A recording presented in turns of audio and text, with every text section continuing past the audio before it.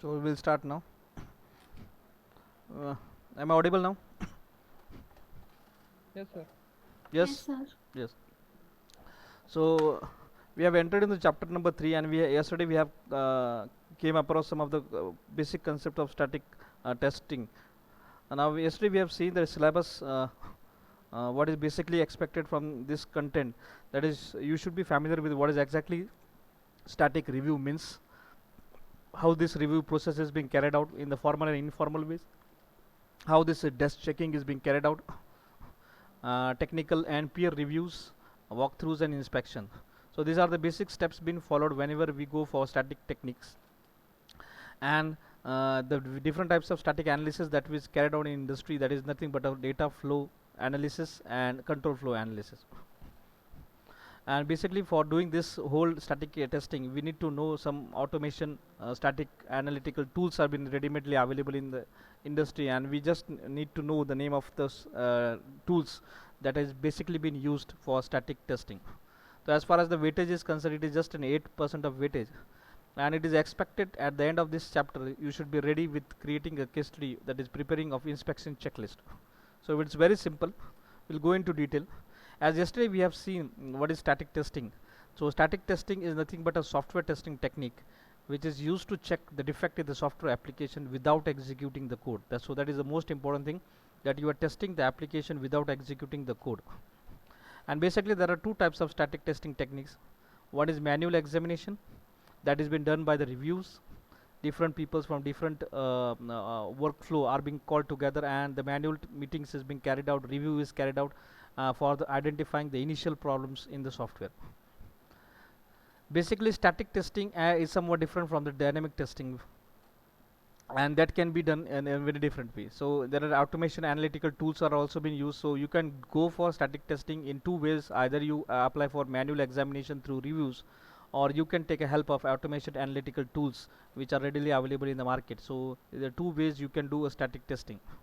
We have also gone into detail about the V models, as we know that the left hand side is basically nothing but the static testing.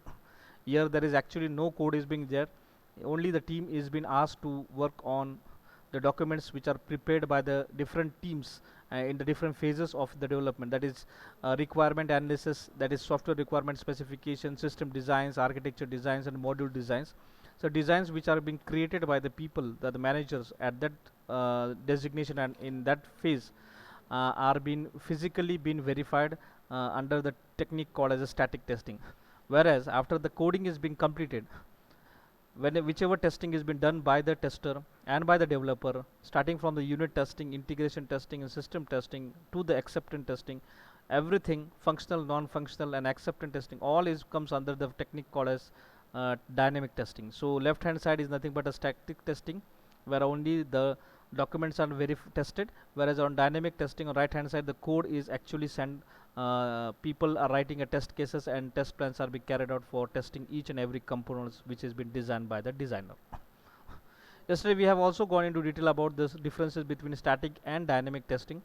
Will not waste our time on again recollecting those things, but basically static testing is only it is to nothing but prevention, whereas dynamic testing is the testing that has been done after the product has been developed.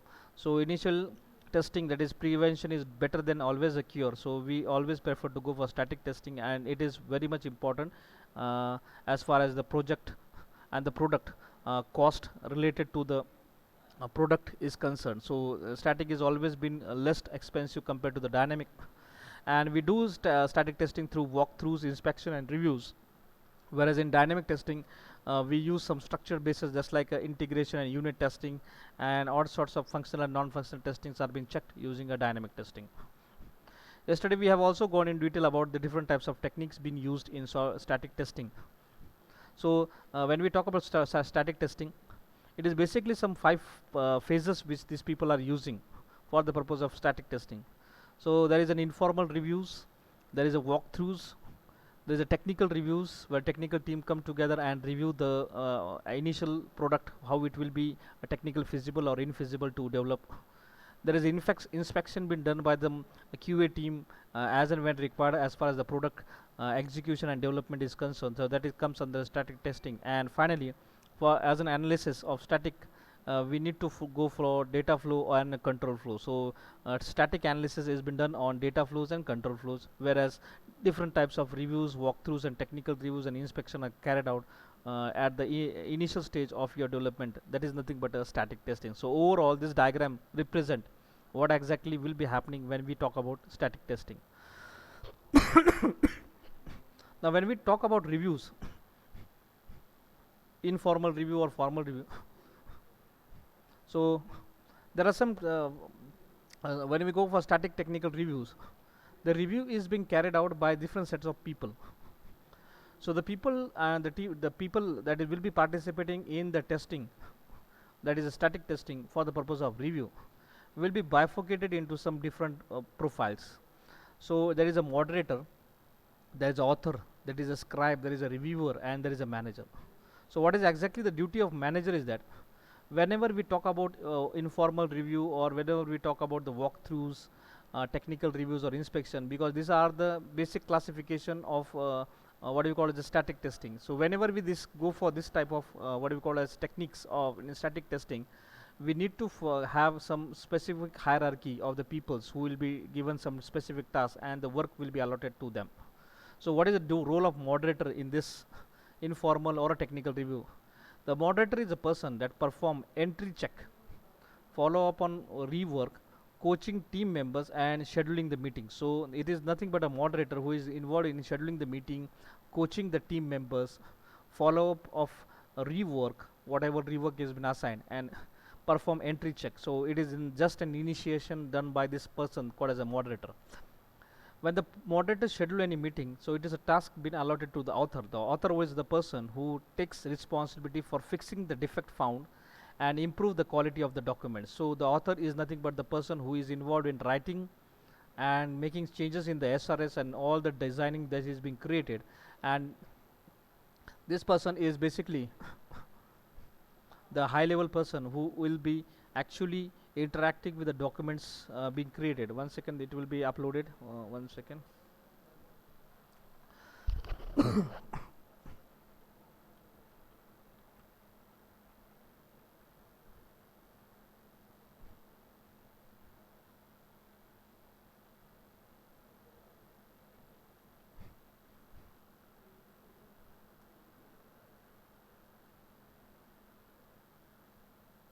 So moderator will be the person who will be initiating everything, and the author will be a person who will be identifying the defects, and improvement in the quality of the documents will be taken care by the person called as the author. The scribe, it does the logging of the defect during the review and attend the review meeting. So it is nothing but a scribe is a person who will be logged, will be maintaining each and every defect that will be discussed in the review, and will attend the review meeting. So the person will be involved in the meeting, but he is only concerned about writing something what is happening in the meeting. And reviewer is a person. So fourth one, he checks material for defect and inspection. So check material for defects and inspection means what? It will be the person who what all defects are been identified by the team that is been logged by the scribe will be materialized by this reviewer, and he will take a follow up of how it is been getting removed from the system. And finally, the manager, who is majorly be responsible for the project, he decide on the execution of the reviews and ensure the review process objectives are met.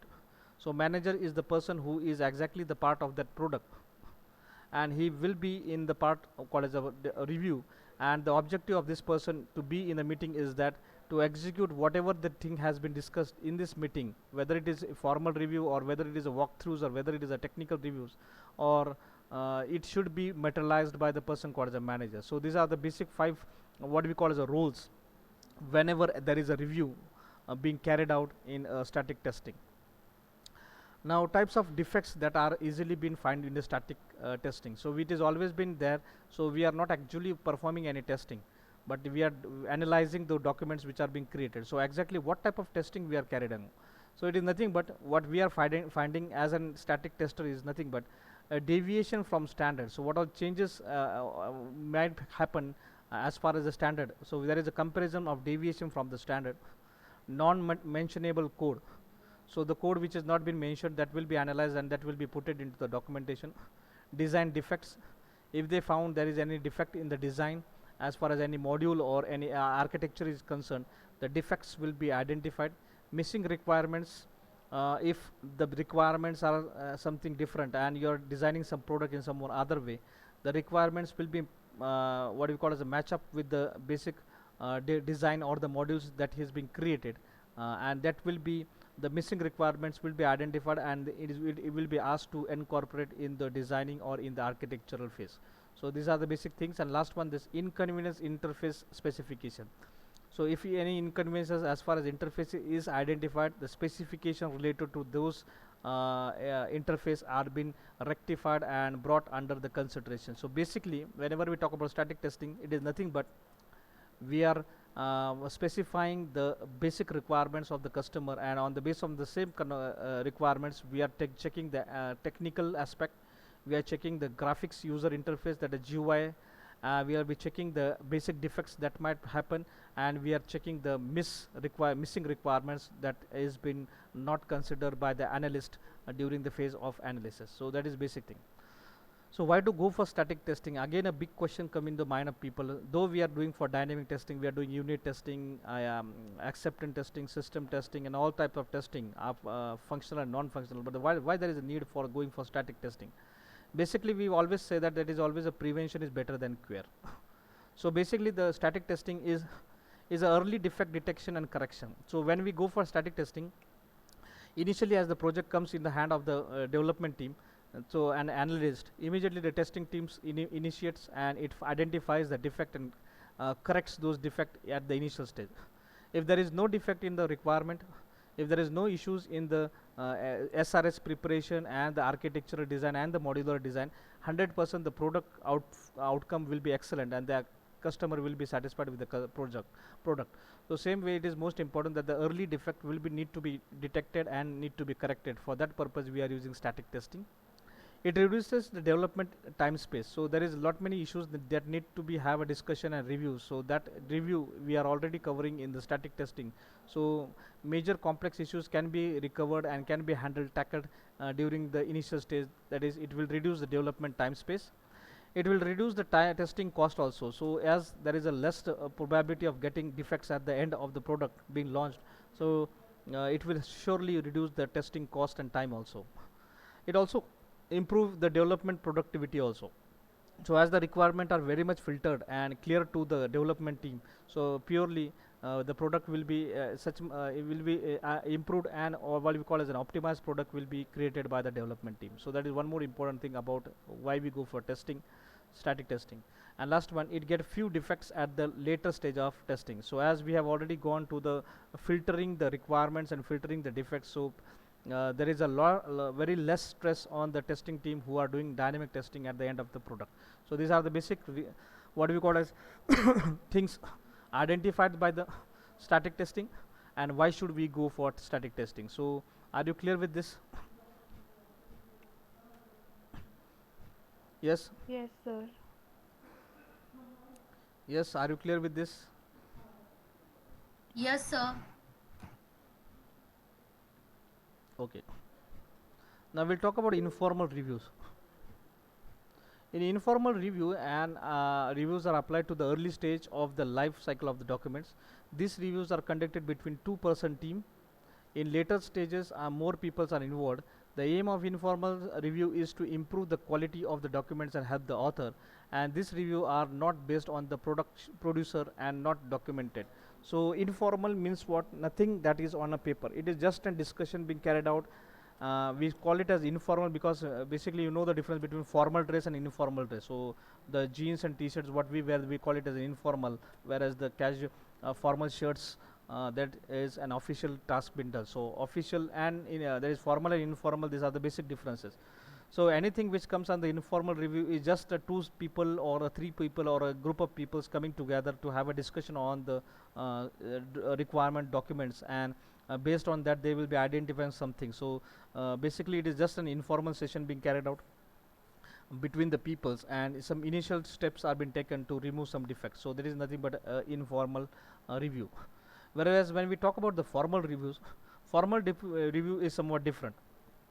we need to follow some protocols and norms whenever we move towards the review. So what is exactly, it is everything planned. So when we move towards the formal review, the formal review follows the formal process, that is the review as well structured and mannered. So we have to follow some structure and we have to manage those structure while we are moving towards the review in a formal way. So these are the basic 6 steps being followed whenever we go for formal reviews, whereas in informal reviews there is no specific structure, because here only people are interacting with one another and they are resolving the problems. So here what these people are doing, they are going for planning when to be tested or what should be tested. They go for kickoff. Kickoff means what, they will be boosting one of the problem and that will be bring under the consideration of all the members. So that is nothing but a kickoff. So planning, the date will be scheduled, prepared, what should be discussed, how should be discussed, and who will be discussing, who will be the what you call as moderator, who will be the author, and who will be the scrap. Everything will be defined in the planning stage. Kickoff will be starting exactly what will need to be done. So it is starting exactly the review of your software documentation. Then after that it is a preparation. In this preparation phase you are preparing some documents that will be an output of your system after the completing the review process. Review meeting, actual discussion is going on in the meeting zone, where people from different levels will be interacting with one another and they will have a very concrete discussion on the exact problems of the software that is under the development. And rework, if is required, rework, some more changes in SRS or some more changes in the architecture or some more changes in the modular design is required, rework will be done immediately on that situation. And if it takes time, the follow-up is being carried out. So it is basically very simple process, a planning, and then after that a kickoff to start, a preparation, a review meeting, then rework. Based on the meeting you are been assigned some reworks, and finally a follow-up is taken and the product is been sent for the production. So that is the basic what we call as a formal review being carried out. There's the same discussion we have seen, that is a planning, what exactly happens in the planning phase. Kick, how is being kicked, because we have need have some objective while we move towards the kicking process. We are preparing some documentations in this phase, whereas in review meeting we are doing logging phase, we are discussing phase, and there is a decision phase. So only meeting is not important. In this meeting we have to go through 3 different types of phases. One is logging, means we have entered into the meeting phase, that actually we have a discussion on what all phases. So in discussion phase we'll be discussing each and every concept, and after that only discussion is not important, we need to go for some concrete problem solving solutions. So that solutions is being documented in the decision phase. So login, discussion, and after discussion there should be a concrete output, so that is been entered in the decision phase. If required, that is if some defects are found in an architecture, it has been reworked, and finally a follow-up is taken whether the defect is removed from that document is or not. So that is nothing but called as a formal review phases, 6 phases, and you should know the 6 phases and interlinked phases that has been connected to the review. So these are the basic what we say as a review. Now we have already gone to this first phase, that is formal review. Now this is a desk checking. In desk checking, this people is doing somewhat different. So here what is actually happening is that a desk checking is a process of manual reviewing the source code of the program. It involves reading through the functions within the code and manually testing them. Often these multiple input values, developers may desk check their code before releasing a software program as much sure the algorithm are functionally effective and correctly. So desk checking is nothing but the developer or the tester team will be checking the code. It will check each and everything. So for that purpose, to help the desk check, we are using some IDs, just like we are using Eclipse for removing the syntax error and semantics error.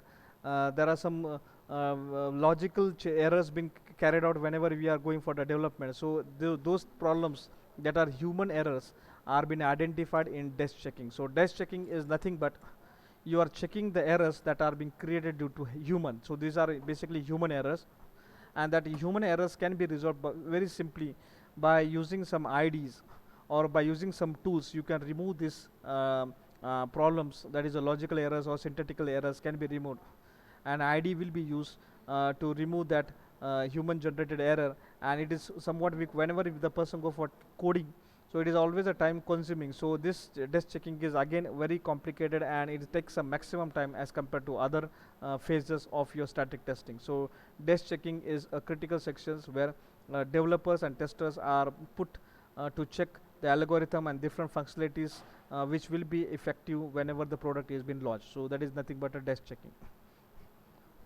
Now technical, or we call as a peer review. Now we have already gone for informal and then a formal walkthroughs. Now there is a peer review. Now in peer review there is a one-to-one communication, one-to-one interaction between the members of the team. So the peer review, a review technique which is a static white box testing.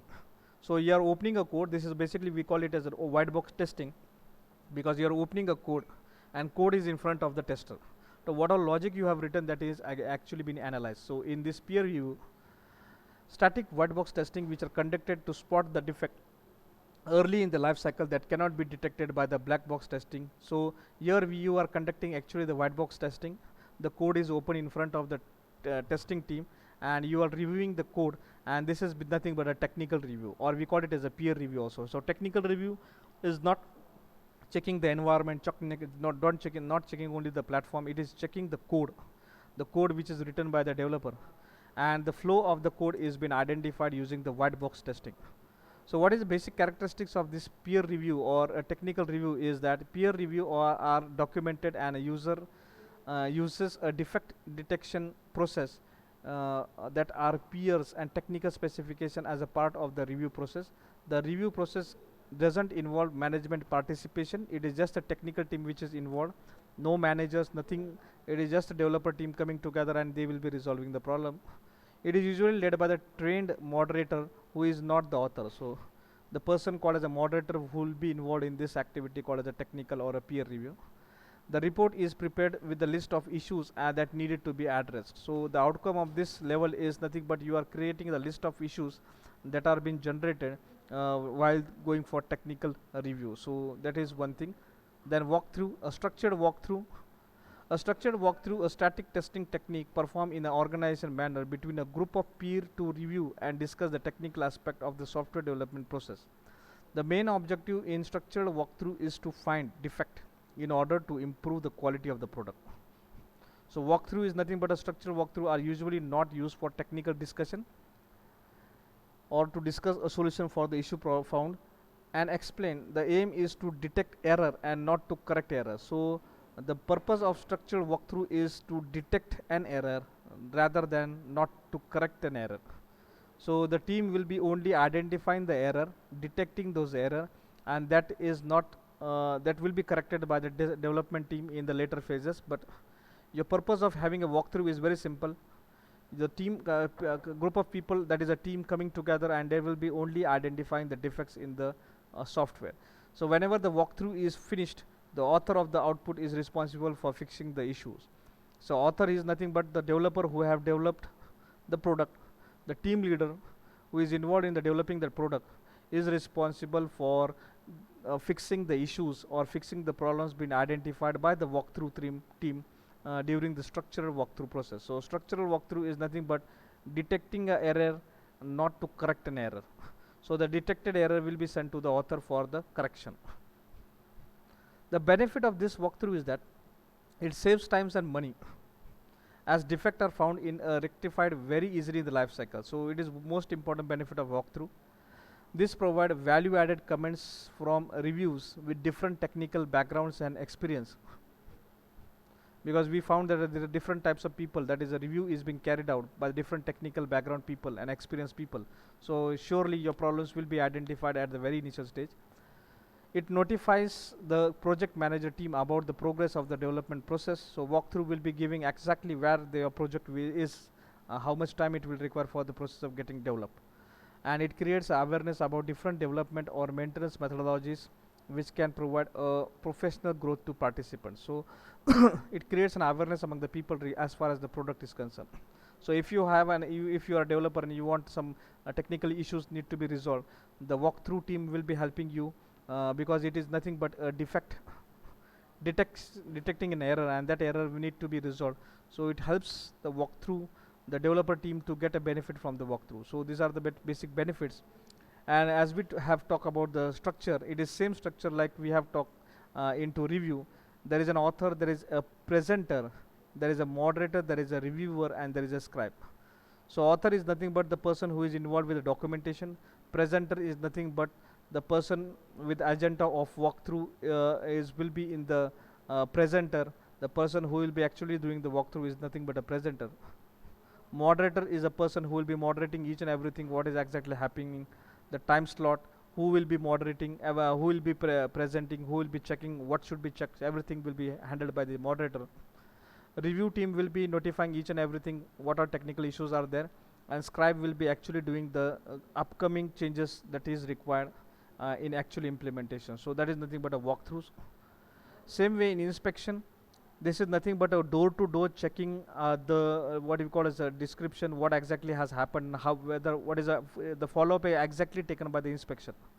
So basically we see the inspection we have seen in graduation, in undergraduation, in your school days also you have seen this inspection. So inspection is nothing but you are checking the documentation, you are checking the flow of the process, whether in the exact process that is in a standard way the process is going on, or how much time it will require for the product to get completed, what all issues are being identified during development, what all issues which are identified during the process of testing, is there any problem in requirement. So everything will be verified with one to one.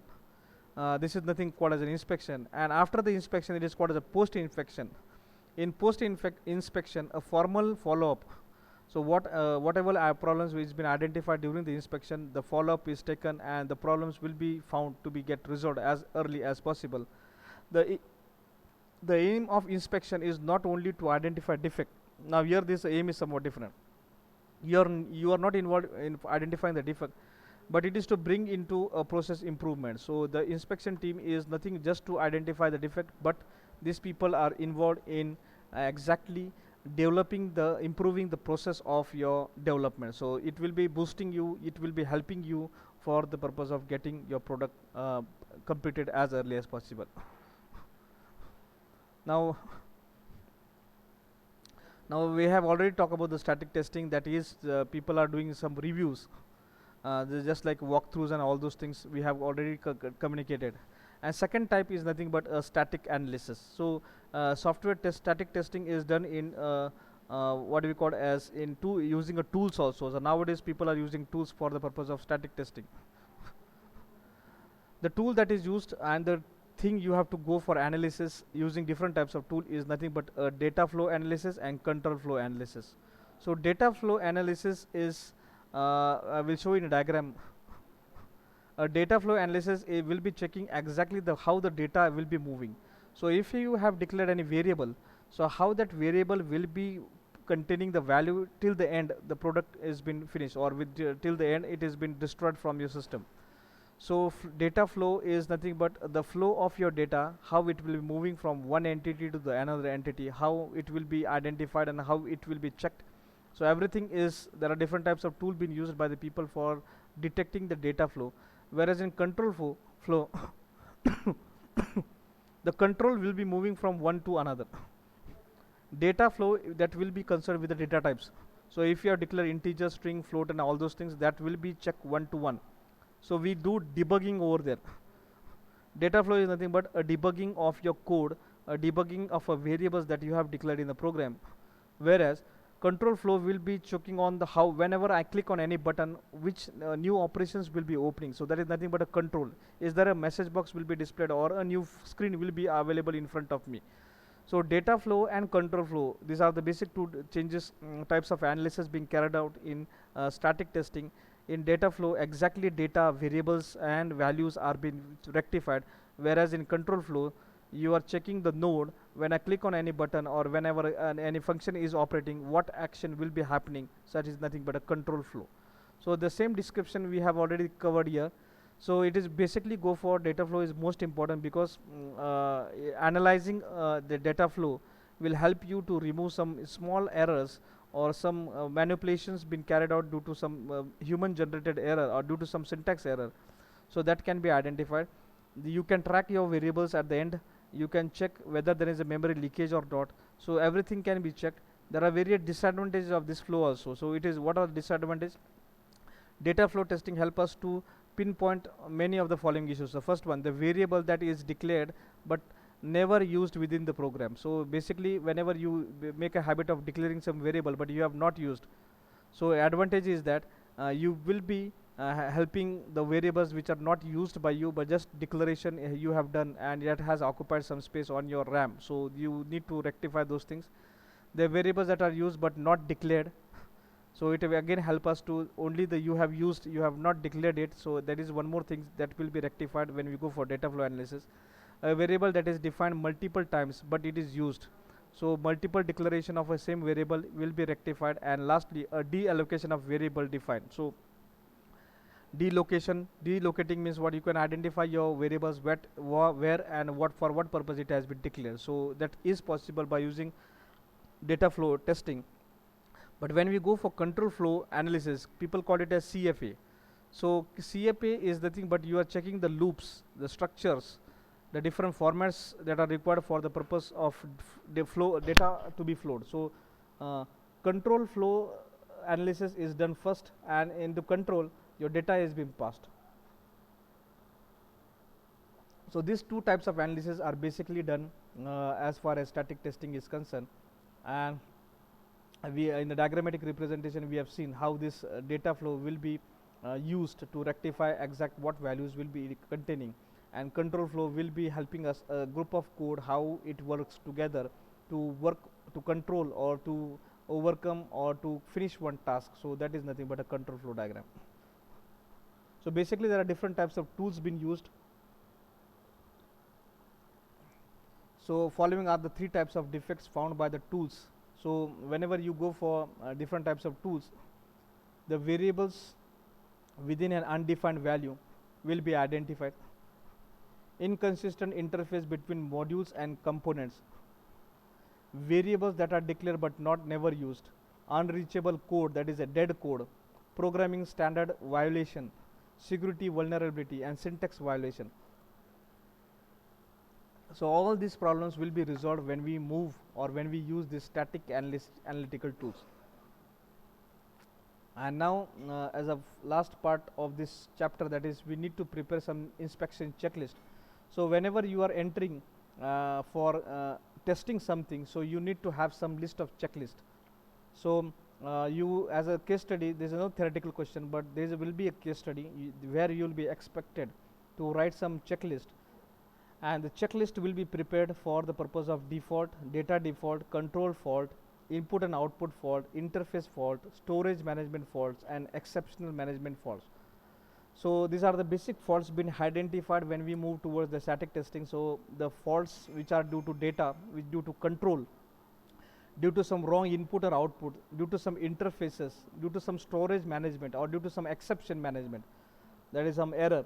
So all defects need to be put into a list called as an inspection list, and there are different types of inspection checklist being created, and we'll have a demonstration of how this checklist is being created. So the basic requirements of for inspection checklist is that you need to know the SRS format in detail. You need to know the software as a whole, so then only you can identify what all need to be checked. So these are the basic requirements. And whereas error handling and recovery checkup is concerned, you need to concern about what all errors are being identified and how it need to be put into the format of called as a documents. So for becoming a recovery checkup, you have to write a documentation, you have to write some checklist outcomes, and that outcomes will be collected by the people for the removing and for the improvement of the product. So this is what the chapter is, I think. So just knowing this syllabus, you will identify the basically in static testing we have to know about formal, informal reviews, desk checking, technical, that is peer review, walkthroughs, and inspection. And as far as analysis is concerned, there are two types of analysis, that is control data flow and control flow. And why, for what purpose we are using tools? It is nothing, the purpose is only to remove the problems that is due to the data problem or due to the control flow. That can be rectified using different types of automated static analytical tools you can use, and you can identify those problems at the initial stage of your development before the product is sent for development, that is actual coding is been done. So if you have any problem on this chapter, you can speak with me now immediately.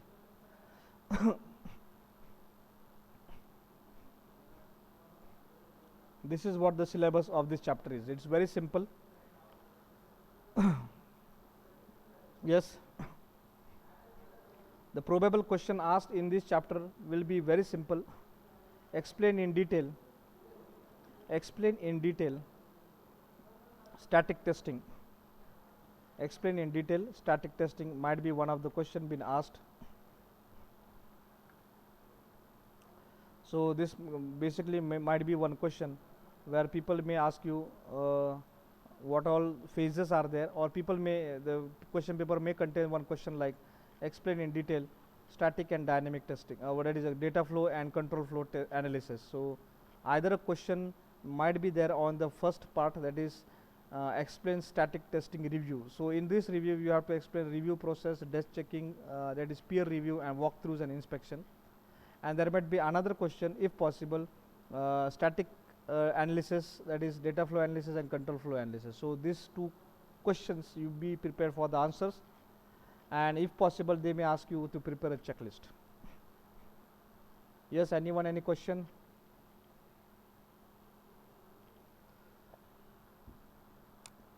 No, sir. No, sir. So how this checklist has been created? Very simple. I will share with you this type of checklist. This is the basic format. Whenever application testing is being carried out, what all things are being carried out, what is exactly format. So it is a procedure. We'll go into the case study in detail. So there is a procedure what is to be checked, expected result, the pass and failure, and actual result. So we are going for this type of creating a checklist also. So this is a ready-made format. There are different templates been available in the industry also. So it depend upon the company which type of how this type people are doing checklist. So some people might go for checklist like this also. So they will put, so there is some issues. So for having a code to syntax check for login, yes, pass, fail. Syntax check for your home page is pass or fail. What all prerequisite are required. So there are different templates available in the industry. So yeah, all templates are available with me. I am sharing those with you also. So there is environment testing checklist also. So basically when we go for installation, so what all things are being checked by during the checklist. So this is one type of, that is called the environment checklist. Then there is a master test plan checklist. So whenever you want to go for testing, so there are some people do test checklist like this also. So some theoretical type of checklist are also being created. So project, client, document version and testing. So you need functional load, volume, acceptance, duration, resources, and here you are doing something theoretical type of testing over there. So quality assurance checklist is somewhat different. So this is actually what is expected in university examination. You have to write the checklist like this: a project name, a application, applicant, a project manager, completion of date, applicant, project, and a manager. Development framework, there is a question with yes, no, and not applicable. Development ID, then record locking, password fields, whatever password you have used, logging and authenticating, modularization code with non duplicate values, consistency of code. So you are asking some question and you are getting some answer just by clicking yes or no, and then after that it has been analyzed by some external team. So whether error handling has been carried out or not, so your yes, no, so some few questions are been asked over there. So we'll have a discussion over this type of checklist, and there are different types of checklist being used. So this is overall a huge checklist being created before any project is being sent for testing, and this is nothing but a quality assurance checklist. So as far as the syllabus is concerned, these people have only asked you to prepare preparation of inspection checklist. So case study on preparation of checklist. So we'll go into detail in next month, and we'll have an ample time for creating those checklists, and how to create those checklists we'll go for discussion into detail after that. Okay.